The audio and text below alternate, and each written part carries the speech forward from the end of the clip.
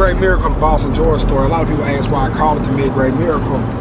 And a lot of it had to do with the fact of, you know, the old hustling days. And I feel like mid-grade is just kind of always that middle point in life. You know what I'm saying? Kind of like where you're at, even from the gas pump, from the regular to the premium. You know, some people are in the middle, in different hustles, you know. And I just felt like it was kind of common.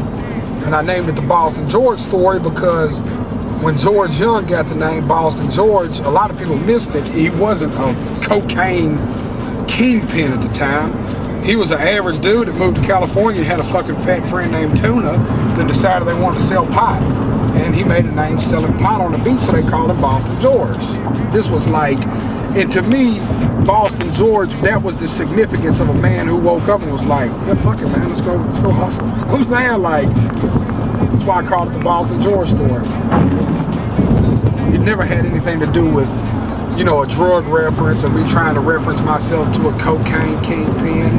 It's because I admired Boston George. Like, I admired the way he went about things in life. I feel like I'm the Boston George of rap. Like, fuck all them intermediates, fuck all that other shit. Like, we want to go straight to the major. Like, we want to go straight to the distribution source. Like, the man had a hustle, man, and he realized what he had to do to get where he needed to be, and he expanded. And I think it was cool because he started off just as an average dude selling fucking quarters on the beach in California. So it's like I just admired that, and that's kind of where I'm at with my life. I feel like my whole life has kind of revolved around being that guy in my group, like in my circle.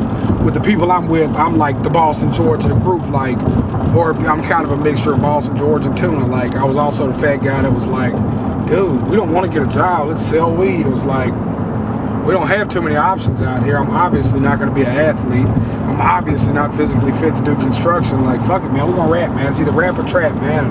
I'm tired of going to jail, so, you know what I'm saying, I got my Boston George on, Mid-Grade Miracle, the Boston George story. JellyRollMusic.com. A lot of people have been placing orders for shirts on there, and this is the honest to God truth about the website. I don't have the password to it. I'm locked out. I'm not computer friendly. You know what I'm saying? And my team, we don't know what to do, man. We've been locked out of that website somehow by an administrator or something. So we can't place. I don't even see the orders y'all are placing.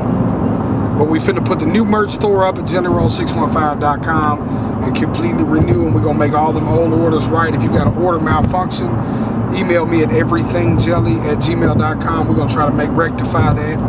But JellyRoll615.com, starting January 3rd, we'll have all the merchandise up, and it'll be shipped out immediately. You know what I'm saying? We got new management. I got a new website guy, new everything. Like, I'm finally together. Having said that, dig this here. I apologize to y'all who support me for my unprofessionalism, but in this weird, extremely fucked up way, I think that's why so many people fuck with me, because I was just such an average dude that never anticipated.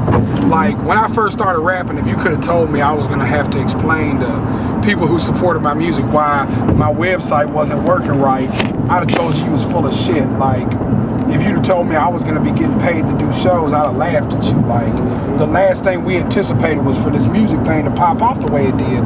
So I just I'm learning as I go, man. I'm just, you know, a lot of these rappers are really fabricated and have these dream teams behind them and these machines and major labels. And what I got is a bunch of dudes that have been behind me that know about as much about rap as I do, which is fucking nothing. You know what I'm saying? Merging together and just trying to make something happen. So I just now got a manager, a real manager for the first time since I've been doing music. Like, as long as y'all know me, I've managed myself. Do I look like type person you would trust to manage? You know what I'm saying? Anything, like, you feel me? Like, I wouldn't even babysit somebody's dog. Like, and now, man, I mean, you know, I'm just working, man. I gotta forgive me for I never thought this rap shit was a dream. And now that it's panning out, it's like it's a lot of trial and error going on, but I got new management, I got a new team, I got a new website, I got a new feel. I'm gonna start taking my release date serious. Strictly Business in stores everywhere in America. Selecto Hits released it. It's on iTunes. Jelly Roll Haystack, Strictly Business. Get that. The George Young story, Mid-Grade Miracle.